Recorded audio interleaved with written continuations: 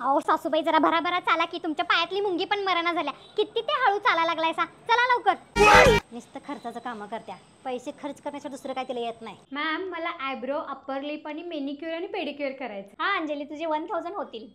होय ग सुनबाई, किती म्हणतात मॅडम पैसे? 100 रुपये सासूबाई. 100 रुपये होय. बरोबर कर जा. ते मेनिका फेनिका सगळं करून घे. हा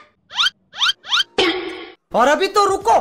होय ग अंजली, तू सासूबाईंना खोटं का बोललीस? हो मॅडम, तुम्हाला काय सांगू, माझी सासू 1 रुपया खर्च करू देत नाही हो. नंदाला बघा जावा की कुठं हे ते 1000 काय 2000 काय 5000 काय सगळं खर्च करत्या हो. आणि मला म्हणलं की नाही, सुनाला म्हणलं की 1 रुपया जरी खर्च करायचा म्हणलं की नाही, लय विचार करत्या.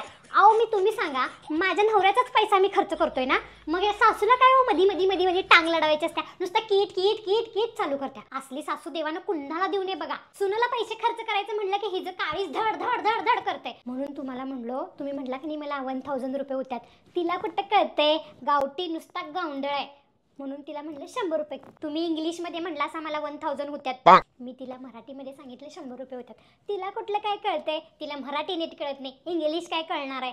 शाळेच्या कधी महाग तर बसून आल्या का नाही काय माहिती. अहो मॅडम, मी तुम्हाला एवढं सगळं बोललोय, त्या बाहेर बसलेल्या बाईला, आमच्या सासूबाईला काय सांगू नका असं काय. नाही सांगत नाही. नाहीतर घरात गेलो कोणी कीर कीर कीर चालू करत्या बघा.